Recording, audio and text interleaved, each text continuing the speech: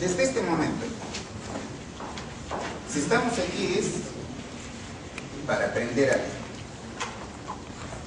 no para aprender de memoria y repetir como un mono, no, eso no es derecho. El derecho es una ciencia eminentemente práctica.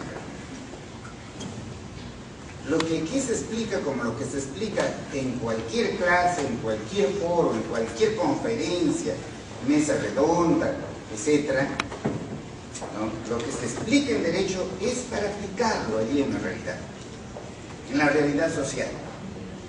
Eso es el derecho. Eso y nada más que eso.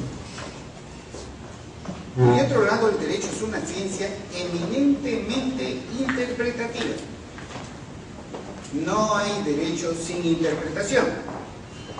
¿Y cómo vamos a aprender a interpretar el derecho? Estudiándolo. Tenemos que leer permanentemente, constantemente. Pero ¿dónde se comienza a aprender? Aquí en la clase. Lo que se explique aquí, ya no lo van a encontrar en cualquier libro, porque lo que se explica aquí prácticamente es un resumen de todos los libros que hay sobre la materia.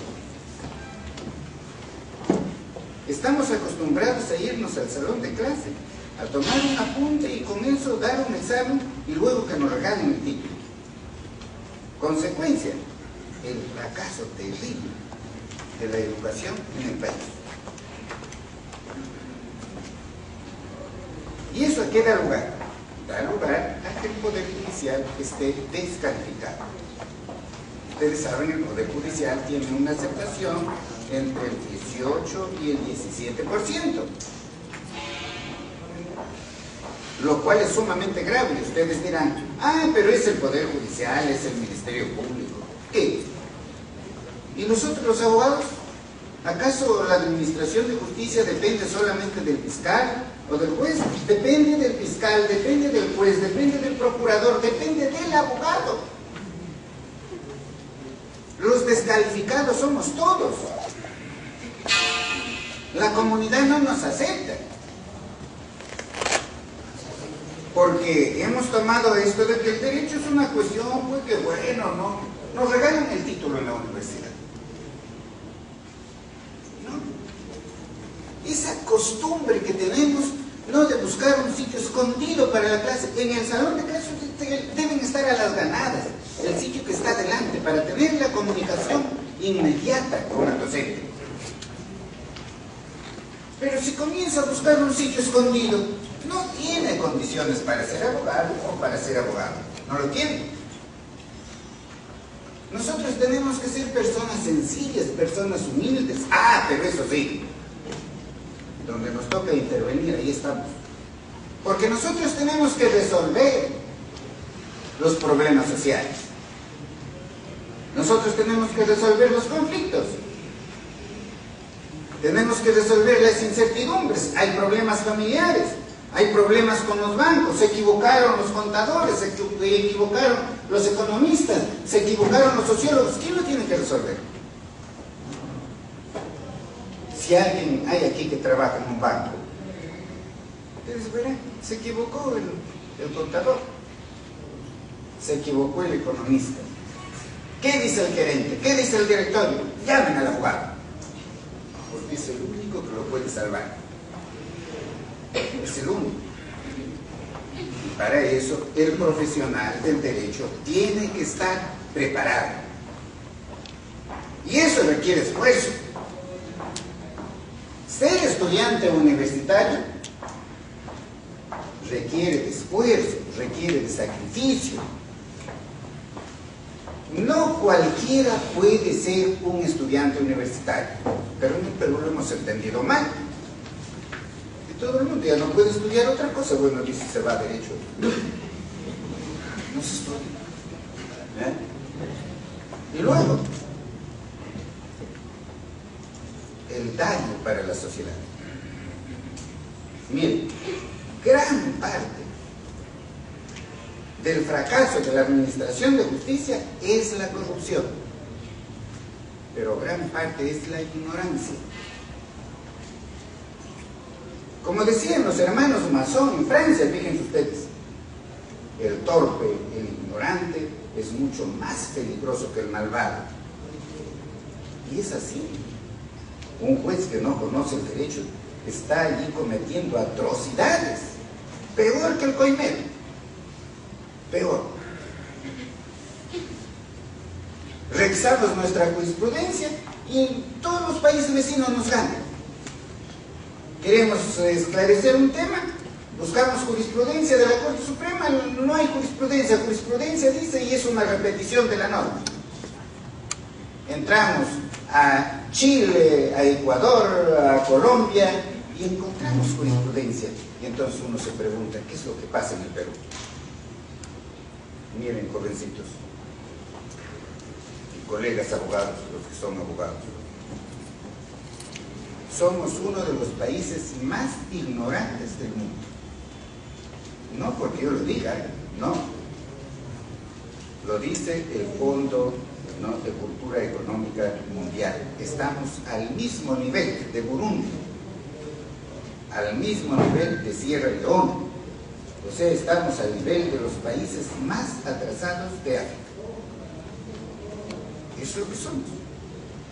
Un país en crecimiento económico, pero el crecimiento económico no puede llegar a las grandes mayorías y es imposible que llegue a las grandes mayorías con una educación pésima como la que tenemos. No se puede. No se puede. Somos indisciplinados, somos ociosos, queremos ganar lo más que sea posible, trabajando lo menos que sea posible. Moralmente somos un país quebrado. Si puede, ha robado o le ha caído la plata sola, pero ha hecho obra. ¿No? Eso significa que somos una sociedad corrupta, una sociedad que no tiene escrúpulos, una sociedad que no se gana el sustento día con el esfuerzo, sino que está acostumbrada a estirar la mano. Me dirijo a los jóvenes, si ustedes no toman en serio esto,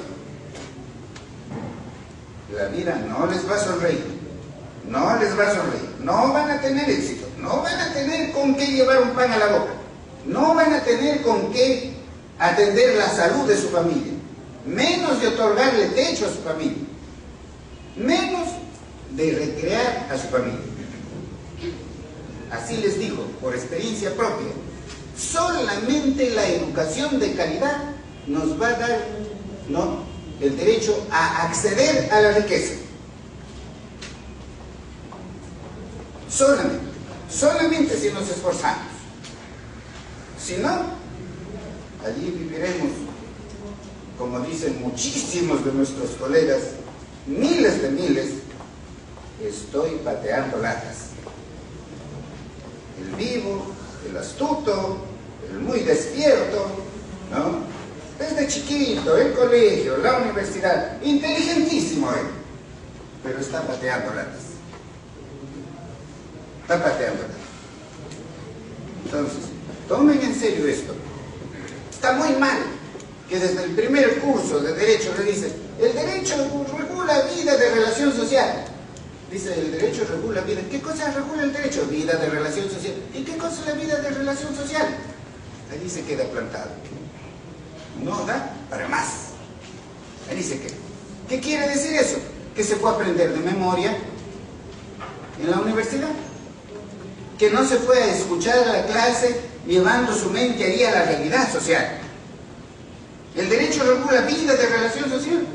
Vida de relación social, la relación entre padres e hijos, entre marido y mujer, la relación cuando se adopta un hijo, cuando se reconoce un hijo, la relación cuando se otorga un testamento, la relación cuando se celebra un contrato de compra-venta, de comodato, de descuento de letras, de leasing, la relación cuando se produce un delito, un homicidio, una estafa, un parricidio, etcétera, etcétera, etcétera, etcétera. Esto es relación social. no para repetir como mono. ¿Qué regula el derecho? Vida de relación social. ¿Y qué cosa es la relación social? ¿Qué cosa es lo que regula el derecho? Y ahí se queda. Y ahí se queda. Fíjense, en lo más elemental. En lo más elemental. Desde este momento, ustedes tienen que saber una cosa. El derecho es hechos, pruebas y ley, norma jurídica. Eso. Y nada más que eso. Todo lo demás es novela. Los expedientes judiciales están llenos allí de novela, de telenovela, de argucias, de malas artes, de conductas torticeras de los abogados, de los fiscales, de los jueces. De eso está lleno allí el Poder Judicial, el Ministerio Público. Ustedes tienen que limpiar eso como buenos profesionales del derecho, como abogadas, como abogados, ¿no? Ir con esa firme conciencia. El derecho es hechos, pruebas y ley. Eso y nada más que eso. Toda valoración, toda argumentación, todo razonamiento en derecho tiene que versar sobre esos tres elementos. Esos son los límites. Por ejemplo, en un proceso judicial. Esos son los límites al celebrar un contrato. Cuando ustedes van a celebrar un contrato, van a asesorar, ¿no? Allí redactando un contrato, a las partes se les tienen que preguntar qué es lo que quieren regular. Tienen que conocer cuáles son los hechos. Y tienen allí que prefabricar las pruebas para que si el derecho de su cliente es contestado, en el futuro lo puedan resolver rápidamente. Ese contrato lo van a redactar aplicando allí la ley. Y para aplicar la ley, ustedes tienen que conocerla. Y para conocerla, ustedes tienen que saber interpretar la ley. Y eso no se aprende de la noche a la mañana. Para eso estudian ustedes varios años en la universidad. Varios años. Aquellos que estudien por correspondencia y eso, compren su carretilla y váyanse a vender helados. Les va a resultar muchísimo mejor. Muchísimo mejor. Porque solo les están estafando. Esas universidades que han reducido al mínimo el tiempo de estudios en la universidad, y las que lo hacen a distancia, están estafando a miles y miles y miles de jóvenes con la complicidad del Estado. ¿Y de quién? De los padres de familia. Los padres de familia no lo hacen dolosamente, lo hacen por negligencia, lo hacen por ignorancia, ¿no? Porque creen que están ayudando a su hijo, no, o a su hija, no, lo están haciendo un daño para toda su vida. Pero como somos un país subdesarrollado, culturalmente creemos no que lo están haciendo un bien. El padre de familia, hay que educar al padre de familia en el Perú para que tenga la firme convicción de que no hay mejor herencia que se puede dejar a una hija, a un hijo, que no sea una calidad una educación de calidad. No hay mejor que eso. No hay mejor que eso. Y otro lado, miren, nosotros tenemos nuestro derecho, pertenece al derecho del sistema romano-germánico. Y ustedes saben, el derecho romano-germánico se caracteriza por ser un derecho legislado, por ser un derecho que está allí escrito, está allí en los códigos. Ustedes no pueden asistir a una clase de derecho sin el código. No. ¿Dónde está su código? Saquen su código. no pueden estudiar derecho sin la ley en la mano, porque si no, el profesor viene a dictarles teorías que no tienen nada que ver a veces con el derecho, y el alumno aprende esa teoría y lo repite. Y a veces lo repite de memoria. Y eso no es derecho. Miren, como una anécdota, me pasó a mí esto en el Consejo Nacional de la Magistratura, en una ratificación, un magistrado. Yo leía pues previamente sus sentencias y veía un desastre. Un desastre. Era como un cuento de novela, con teorías bonitas, su sentencia. Pero había violado los derechos fundamentales de la persona. En la entrevista en público, allí le pregunto: doctor, ¿usted para dictar su sentencia se basa usted en la ley? ¿Se basa usted en la Constitución? ¿O en qué se basa usted? No, doctor, el juez es el que cree el derecho. Yo me baso en la teoría del derecho libre. Ah, se basa usted en eso, en la teoría del derecho libre. O sea, él crea la ley. A este lo han engañado, ¿no? Que el juez puede crear el derecho y entonces puede pues él hacer su propia ley. Entonces hay que cerrar pues todas las facultades de derecho. Ya no es necesario pues. Él crea el derecho. Él sigue la teoría del derecho libre. La teoría existe como teoría. Claro, eso lo ha aprendido en la universidad. Lo ha aprendido seguramente en Introducción al Derecho, en Teoría General del Derecho, en Filosofía del Derecho. Lo ha aprendido como teoría. Existe esa teoría. Pero ningún país del mundo pues adopta la teoría del derecho libre. Y después me entero, había sido incluso el relator, coordinador, no sé qué cosa del Código Civil. Y era docente universitario en una universidad allí de prestigio. Por supuesto que no fue ratificado. Por supuesto que redacté una resolución que se publicó allí en el diario oficial El Peruano. Y luego me enteré que la universidad felizmente ha tenido un poco de vergüenza y también lo ha tenido que sacar. También. No, señores, aquí cualquier mequetrefe, ¿no?, se da de que sabe derecho y habla tontería y media. Ustedes no. Ustedes ya saben desde este momento. ¿El derecho qué cosa es? Hechos, prueba y ley. Eso es el derecho. Eso es el derecho. Un proceso judicial, de la naturaleza que sea, está limitado por los hechos. Si es civil, allí está en la demanda, en la contestación de la demanda. Los hechos probados allí. Y tiene que resolver el juez de acuerdo a esos hechos probados, a los cuales aplica la ley. La ley se aplica a los hechos. A eso y a nada más que eso. La ley se aplica a los hechos. Eso hay que meterlo en nuestra cabeza, no es necesario, no es difícil aprender eso, porque eso es el derecho y además es muy elemental, es muy sencillo. El sentido común dice que es así. El sentido común.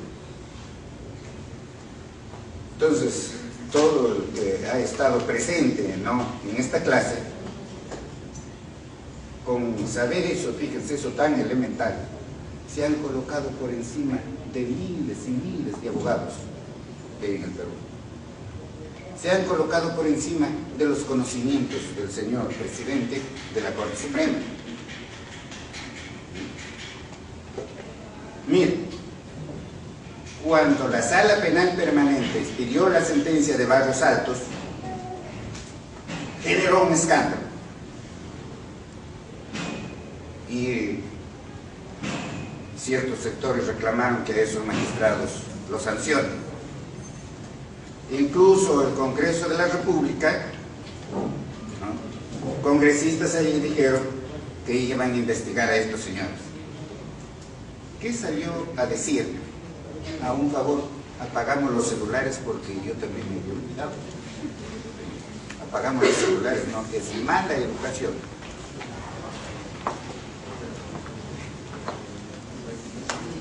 ¿No? De con el celular prendido en la clase. No, la clase no se interrumpe por nada. Entonces, ¿qué dijo el señor presidente de la Corte Suprema? Lo dijo por varios medios, ¿eh? Lo dijo por la televisión, por la radio, en los medios escritos, que los jueces que han dictado esa sala no pueden ser controlados, ni disciplinariamente, ni civilmente, ni penalmente, y lo subrayó con mucha energía, como dice él a veces, no, las cosas, dijo, ni políticamente. Y en una de esas oportunidades lo dijo en el Congreso, ¿no?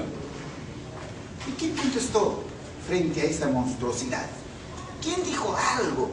¿Qué colegio de abogados? ¿Qué facultad de derecho dijo algo? ¿Qué? ¿Ah? Si alguien sabe que ese señor estaba terriblemente equivocado sobre el derecho, si alguien sabe, no lo dijo, porque es un rastreo. Se arrastra como una serpiente frente al poder, se arrastra frente a la corrupción, porque también se beneficia de la corrupción. Bien, la persona que es decente, la persona que es honesta, la persona que vive de su trabajo, tiene que salir al frente y decir las cosas en defensa de la sociedad, en defensa de la comunidad.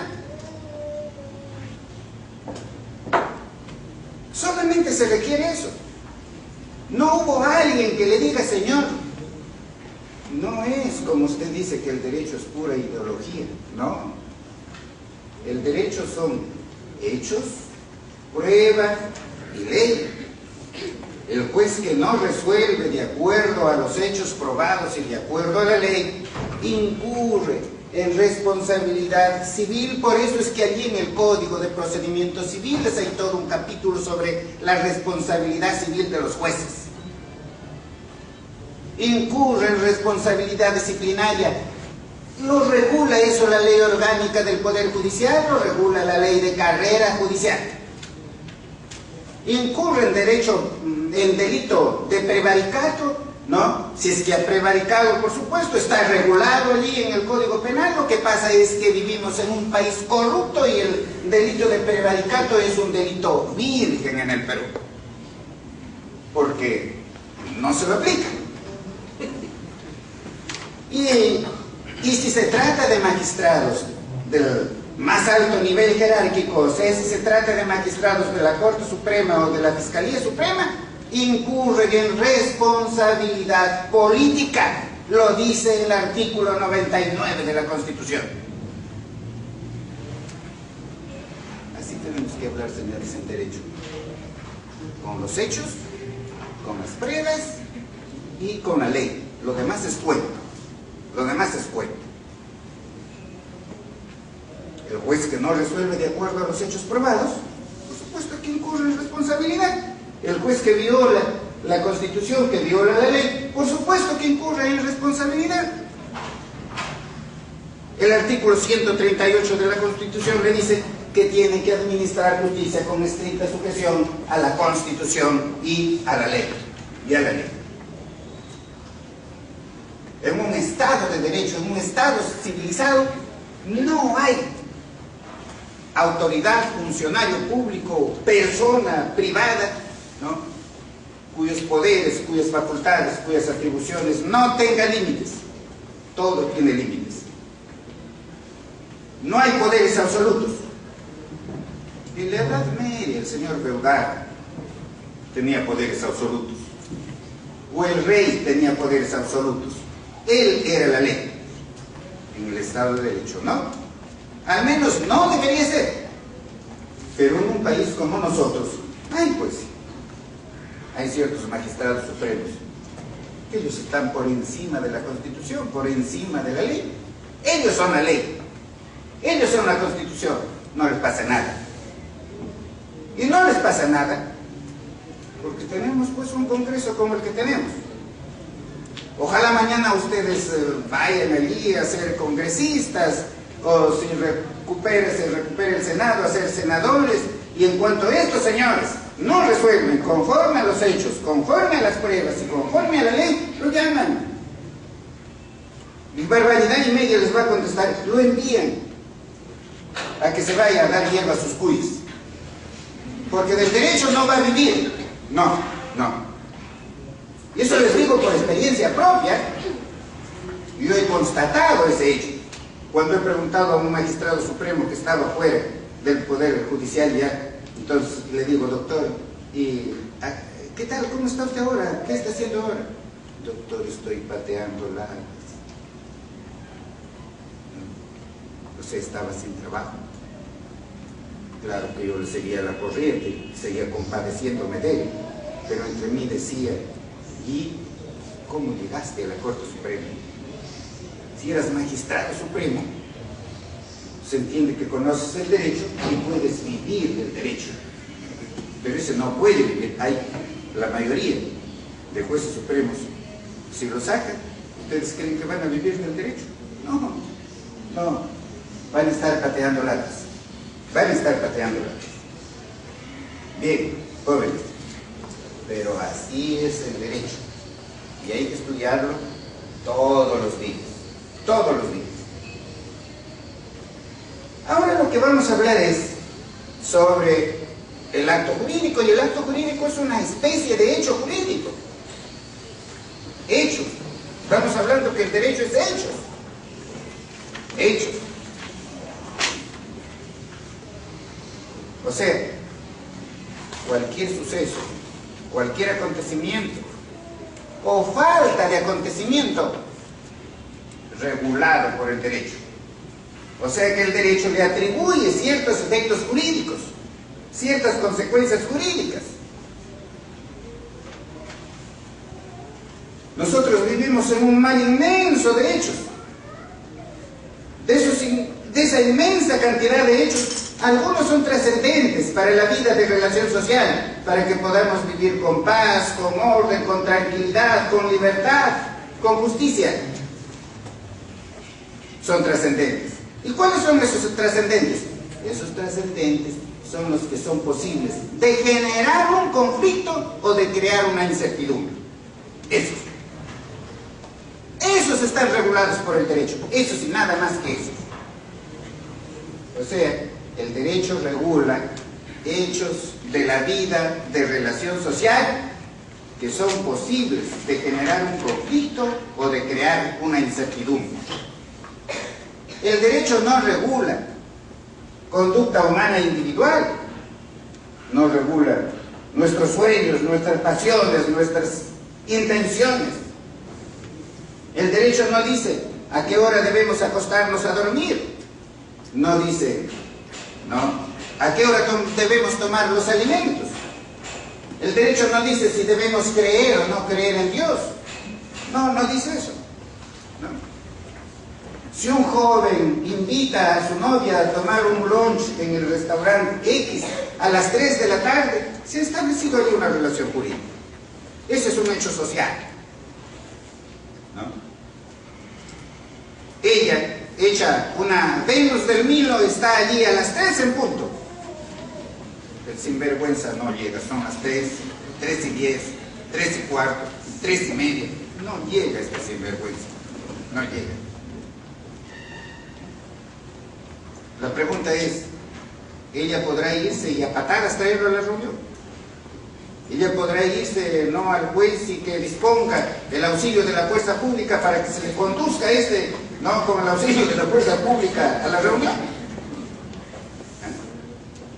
Ella podrá allí no solicitar una indemnización por el daño que le ha causado. Ella ha tenido vergüenza, ella al estar solita, bien arreglada, todo el mundo la fastidiaba, ¿no? Y este desgraciado no llegaba. ¿Ah? El derecho no se ocupa de eso. El derecho no se ocupa de eso. El derecho se ocupa de hechos que tengan trascendencia social. Trascendencia social. Y los que tienen trascendencia social son aquellos que son posibles de generar un conflicto. Si reconocemos a un hijo, si contraemos matrimonio, si compramos un bien, ¿no?, si tomamos en arrendamiento una casa, si solicitamos un préstamo a un banco, son hechos de la vida de relación social. son trascendentes esos hechos. Es posible que alguno de ellos no cumpla con las obligaciones que ha asumido, o es posible que lo cumpla tardíamente, o parcialmente, o defectuosamente, y ya se generaría un conflicto. Por eso es que el derecho regula, ¿no?, a esos hechos. Esos son los hechos jurídicos. O sea, cualquier suceso, ¿no?, o falta de suceso al cual el ordenamiento jurídico le enlaza, le aneja una consecuencia de derecho. Solamente eso. Y el derecho lo único que regula son hechos. Eso y nada más que eso. Solamente hechos jurídicos. Solamente. Hechos de trascendencia social. O sea, esos hechos que son posibles de generar un conflicto o de crear una incertidumbre. No regula hechos sociales que no son trascendentes. Tampoco regula los hechos individuales, ¿no? Tampoco la vida individual del ser humano no está regulada por el derecho. Muy bien. Estos hechos pueden ser naturales o externos, o sea, hechos provenientes de la naturaleza. El ser humano no puede hacer nada para evitar su producción, o para retardar su producción, o para acelerar su producción. No puede hacer nada. Imagínense ustedes un terremoto, un cataclismo, un maremoto. Imagínense ustedes la muerte del ser humano. La muerte del ser humano. La muerte del ser humano es un hecho natural. Todos vamos a morir. Nadie va a vivir eternamente. Toditos nosotros vamos a morir. Eso es lo único seguro que tenemos en la vida. Todo lo demás es inseguro. Todo es inseguro. Pero que vamos a morir. Vamos a morir. Todos. Es un hecho natural. ¿Qué dice el Código con respecto a la muerte del ser humano? Leen ustedes ahí el artículo 61 de su Código y dice que con la muerte el sujeto termina como sujeto de derecho. Termina, se acaba. Ya no es más sujeto de derecho. No es más. Ustedes van a encontrar en Chiclayo casos como este, que vienen. Doctora, doctor, mire usted, fulanito de tal me está vendiendo una casa, pero ya murió, pero dejó su apoderado. Y quiero que me estudie usted pues los títulos porque quiero comprarlo, no vaya a ser que haga una mala compra. ¿No? Claro. El abogado que ha ido allí a aprender de memoria el Código Civil no comienza a estudiar los títulos. ¿Qué es lo que le debe decir esa abogada, ese abogado a su cliente? Lo que dice el artículo 61 del Código Civil. Entonces lo tiene que entender. Dice allí que con la muerte termina el sujeto, la persona como sujeto de derecho. Por lo tanto, los muertos no pueden tener representante. Los muertos no pueden celebrar actos jurídicos ni por sí ni mediante representante. Con la muerte ahí se acabó la representación. Así tienen que entender ustedes. El derecho no es para recitarlo. El derecho es para aplicarlo ahí en la realidad. Yo me he encontrado con esos casos un montón de veces. ¿No? Y casos que dan todavía, ¿no?, lugar a conflictos judiciales. Y se está debatiendo allí el contrato celebrado por el apoderado, cuando el apoderado que ha celebrado ese contrato cuando su poderrante ya había fallecido. ¿Ven ustedes? Un acto de pura bestialidad. Todo el daño que se ha causado a las personas que están allí. Claro, porque se va a la clase todo acomplejado, todo creído, ¿no? si no se va a una clase y se despoja de sus complejos de inferioridad o de superioridad, no va a aprender nada. Además, el acomplejado es una persona asquerosa, repugnante. Aquel que tiene complejos de superioridad o de inferioridad es repugnante. Lo encontramos a cada paso, nos chocamos con ellos a cada paso. En el salón, fuera del salón, en la clase, en el tribunal, en todo sitio. Hay que aguantarlo nomás. Ustedes tienen que liberar su mente para que puedan captar los conocimientos, si no, no lo van a poder hacer. No lo van a poder hacer. Nosotros no somos menos que nadie. No. Por supuesto que tampoco somos más, ¿eh? Tampoco. Nosotros somos tan seres humanos como la señora que barre el hotel, que arregla los jardines, que limpia en las calles, igualitos somos. Tenemos unos conocimientos más, por supuesto, eso es cierto, pero eso no quiere decir para considerarnos superiores a ellos. Claro que en nuestro país hay una sociedad acomplejada que lo mira a esa gente hasta con desprecio. No, nosotros los seres humanos, y más los profesionales del derecho, hemos estudiado incluso derecho constitucional, el artículo 1 de la Constitución, que allí la dignidad de la persona humana está primero por sobre de todo y lo tiene que proteger no solamente el Estado, sino la sociedad, o sea, todos, todos. Pero para que se cumpla eso tenemos que llegar a ser una sociedad civilizada. Si no, no se va a poder. No se va a poder, ¿no? Entonces, fíjense ustedes, hecho natural, la muerte, un ejemplo. Ya ustedes pues entienden eso. No es como una declaración lírica, es para que lo apliquen, ¿no? En el ejercicio de la profesión. Falleció la persona, ahí se acabó. Todos sus derechos, todas sus obligaciones, sin solución de continuidad, pasa a quién? A sus herederos. Hay que hablar, no hay que tener vergüenza de equivocarnos aquí, no. Aquí nos podemos equivocar. Para eso hemos venido aquí, para no equivocarnos en el ejercicio de la profesión. Sin solución de continuidad quiere decir sin intervalo de tiempo, para que ese patrimonio no se quede sin un sujeto titular ni un solo instante. Eso es lo que quiere el derecho.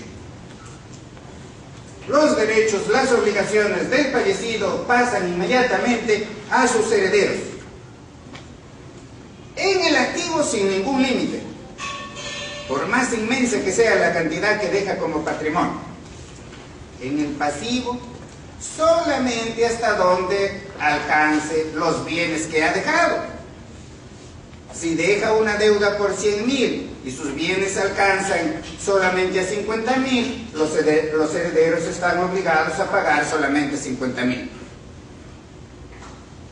El saldo, si quiere, lo paga, pero no están obligados. Ya eso es una cuestión moral, no están obligados. Miren ustedes ahí ese ejemplo. Piensen ustedes en el tiempo, el transcurso del tiempo, un hecho natural.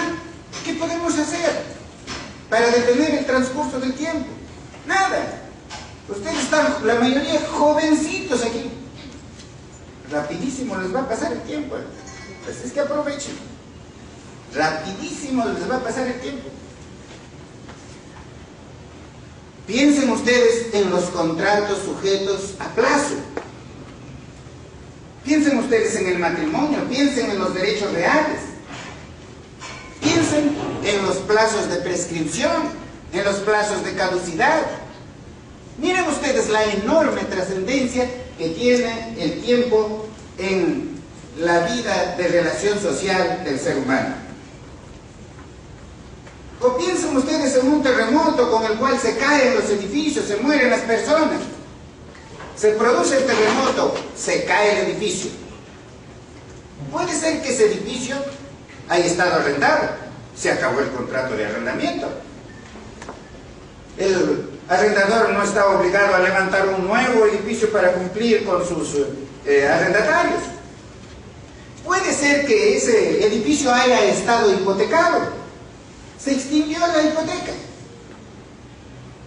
O puede ser que estaba ocupado nomás por su propietario, pero se terminó el derecho de propiedad. Ven ustedes un hecho natural, cómo puede incidir en la vida de relación del ser humano. Solamente los hechos naturales que pueden incidir en la vida del ser humano, en la vida de relación del ser humano, adquieren la naturaleza de hechos jurídicos. O sea, de hechos a los cuales el derecho no les aneja una consecuencia, un efecto jurídico. De otro lado tenemos los hechos humanos, los que provienen del comportamiento humano. A estos hechos que provienen del comportamiento humano se le denomina actos. Imagínense ustedes el matrimonio, el reconocimiento de hijo, la compra-venta, el joint venture, el contrato de leasing, ¿no? Un homicidio, una estafa, un delito de usurpación, el sembrar un fondo o cosechar un fondo, etcétera, etcétera, etcétera. Todos hechos humanos vienen del comportamiento humano. Esos hechos pueden ser voluntarios o involuntarios. Voluntarios. Han sido realizados con discernimiento, con intención, con libertad. Si falta uno de estos elementos, o faltan todos ellos, ese hecho humano es involuntario. Involuntario. Y el derecho lo que regula es eso. Hechos humanos voluntarios o involuntarios. ¿Qué cosa es el discernimiento? Allí, uno de los requisitos del hecho voluntario. ¿Qué es el discernimiento? El discernimiento no es otra cosa que la capacidad natural que tiene el ser humano para poder distinguir entre el bien y el mal, entre lo que es lícito y lo que es ilícito, entre lo que lo puede beneficiar o lo puede perjudicar. No se adquiere a una edad determinada. En cada caso concreto hay que establecer si la persona tiene o no tiene discernimiento. Si hay conflicto allí, lo resolverá el juez, ayudándose, por supuesto, con la prueba pericial. La intención quiere decir que el sujeto realiza ese acto queriéndolo, pero no queriendo solamente el acto, sino también queriendo sus efectos, queriendo sus consecuencias, ¿no? La libertad. La libertad quiere decir que el sujeto actúa libremente, espontáneamente. No ha obrado bajo los efectos de la violencia, de la intimidación. Si es así, el hecho es voluntario. Voluntario. Falta alguno de sus elementos, o todos ellos, el hecho humano es involuntario. Además, ese hecho humano voluntario puede ser lícito o puede ser ilícito, ¿no? Lícito. Aquí no hablamos, ¿no?, de la licitud en términos penales, o sea que ese hecho humano esté tipificado allí en la ley penal como delito. No, aquí hablamos de ilicitud en términos generales, ilicitud en su sentido civil. El hecho humano voluntario será ilícito cuando es contrario al ordenamiento jurídico. ¿Y cuándo es contrario al ordenamiento jurídico? Cuando contravienen normas imperativas, el orden público o las buenas costumbres, ¿no?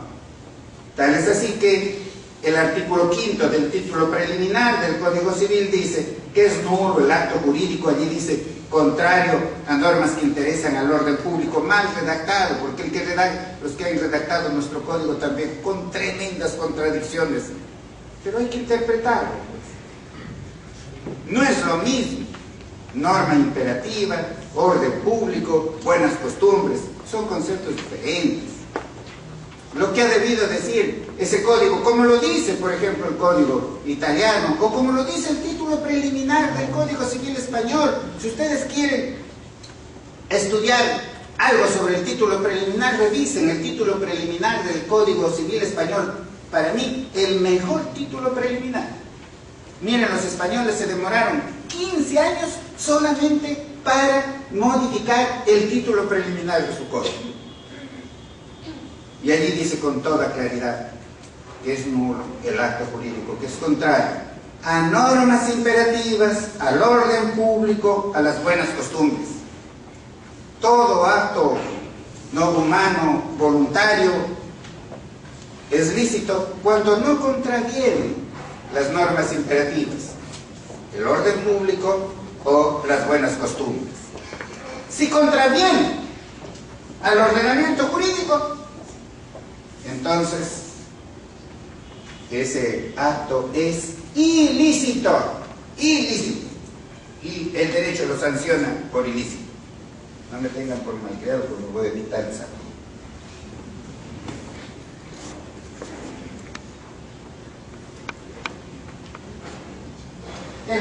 Miren ustedes, el hecho humano, voluntario, lícito, puede ser con declaración de voluntad, con manifestación de voluntad, destinado a crear, regular, modificar, extinguir relaciones jurídicas. A ese hecho humano, voluntario, lícito, con manifestación de voluntad, subrayo, manifestación de voluntad, orientada directamente a crear efectos jurídicos, a ese se le denomina acto jurídico o negocio jurídico. Ejemplo, el matrimonio, el contrato, el reconocimiento de hijos, el testamento, etc. De otro lado tenemos el hecho humano, voluntario, lícito, en el cual no hay una manifestación de voluntad orientada directamente a producir un efecto jurídico. No hay. Ejemplo, sembrar un punto, cosechar un punto, pintar un cuadro, escribir un libro, confeccionar una estatua, etcétera, etcétera, etcétera. A esos hechos se les denomina actos meramente lícitos o simples actos lícitos, que también producen efectos jurídicos, pero no son actos jurídicos.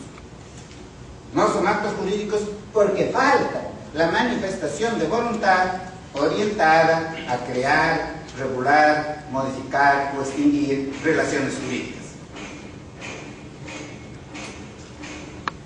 De otro lado tenemos los hechos humanos, voluntarios y lícitos.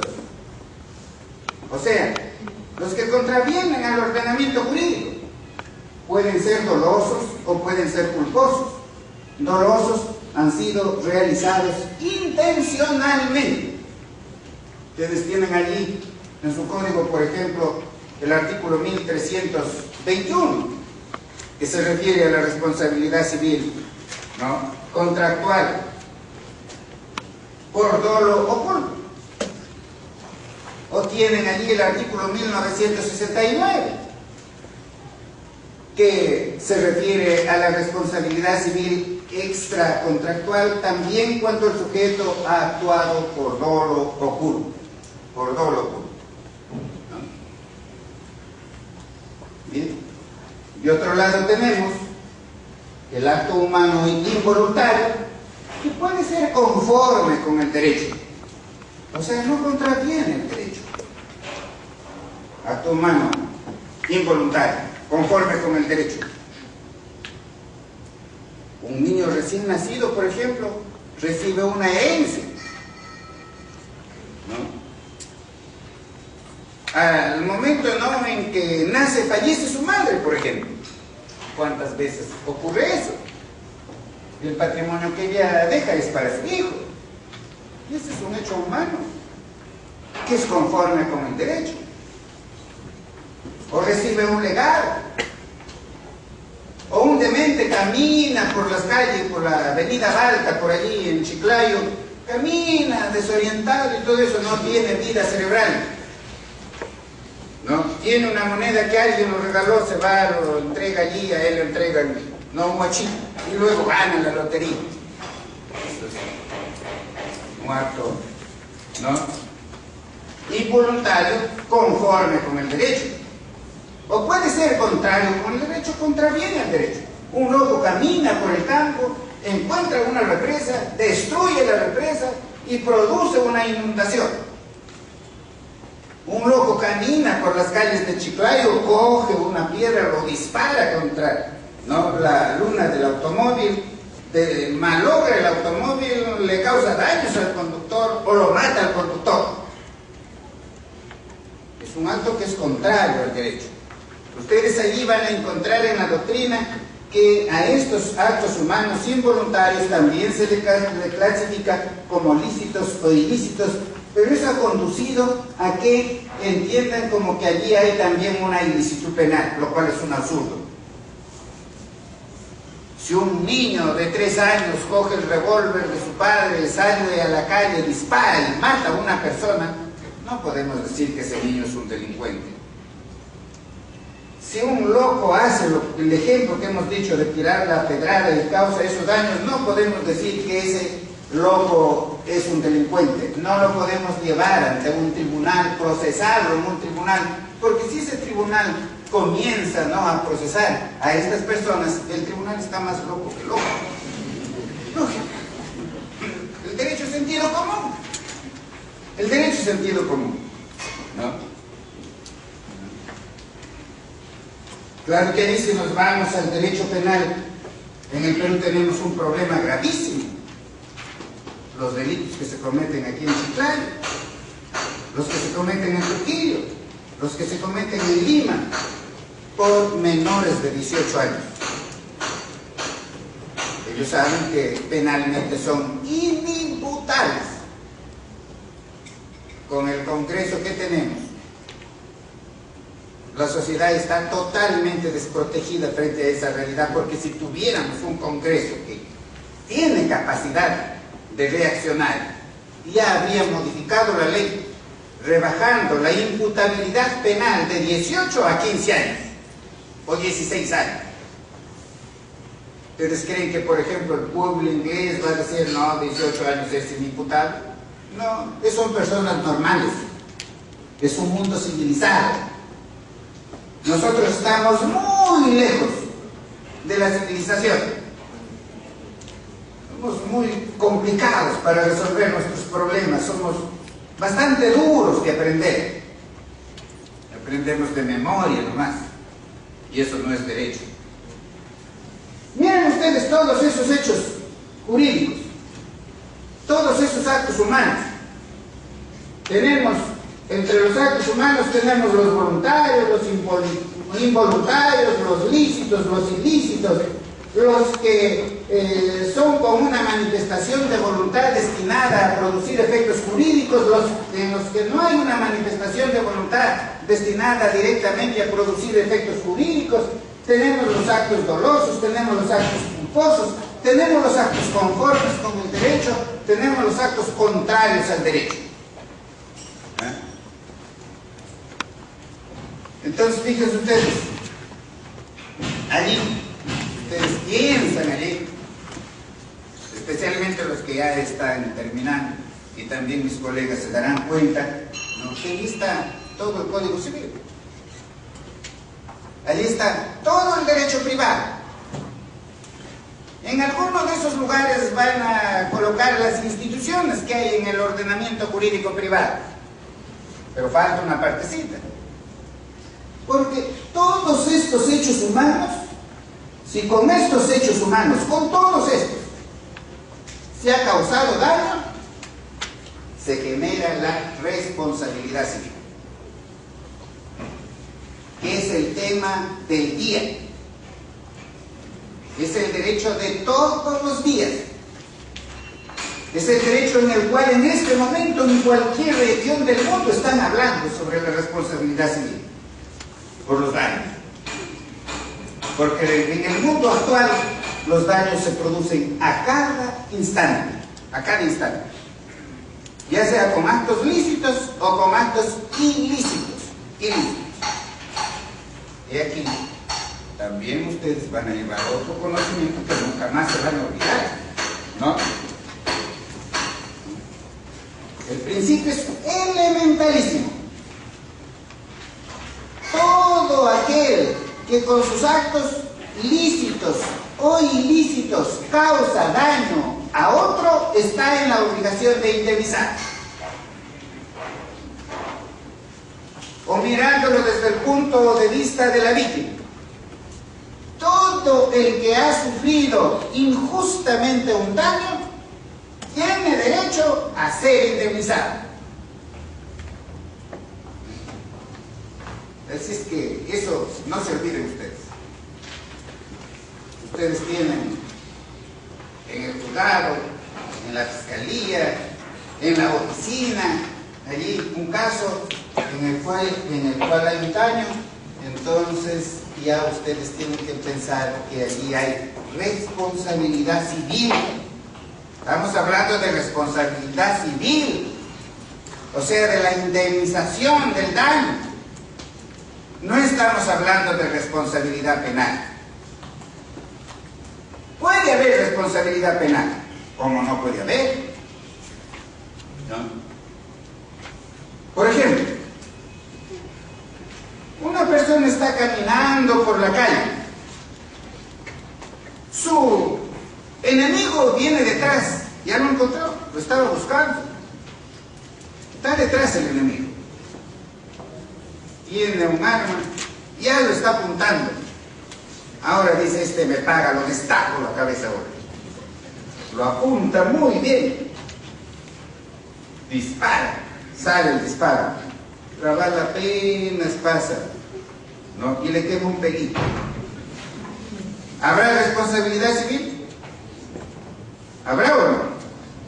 Entonces nunca más se olviden, responsabilidad civil solamente hay cuando hay daño. Si no hay daño, no hay responsabilidad civil. Todos, por favor, aquí, todos. Esa va a ser la diferencia con el resto. Si no hay daño, no hay responsabilidad. Habrá responsabilidad penal. Penal sí. Ustedes saben, se castiga la tentativa. Pero no hay responsabilidad civil en ese tema. No hay. En derecho penal no hay responsabilidad penal sin autor. No hay. En derecho civil sí hay responsabilidad civil sin autor. Por ejemplo, el que para cumplir con sus obligaciones se vale de terceras personas y la tercera persona causa un daño. Ustedes tienen su empresa, tienen que entregar una mercadería en un lugar X, pagan a un conductor y este conductor no maneja negligentemente, atropella y mata a una persona. Ustedes tienen que resolver, ustedes tienen que indemnizar. Hay responsabilidad civil. La ley dice que son responsables civilmente, ¿no? O los padres tienen que, los tutores, los curadores tienen que indemnizar los daños causados por sus pupilos. El representado tiene que indemnizar los daños causados por su representante. Y así por el estilo. O sea, no identifiquen responsabilidad penal con responsabilidad civil. No, puede ser que un hecho dé lugar a responsabilidad penal, a responsabilidad disciplinaria, a responsabilidad no civil, puede ser. Imagínense ustedes, un coronel allí en el ejército, en el cuartel, ven que traen un vehículo que ha comprado la institución, se va, lo mira, ¿no? Le gusta el vehículo, coge la llave, sale a pasearse y comienza a manejar a gran velocidad. Atropella a una persona y le causa daños, o causa daños al patrimonio. Por supuesto, allí hay responsabilidad civil, tiene que indemnizar los daños. Hay responsabilidad disciplinaria. Ha incurrido en una conducta infuncional. Ha violado las normas administrativas allí, tiene que ser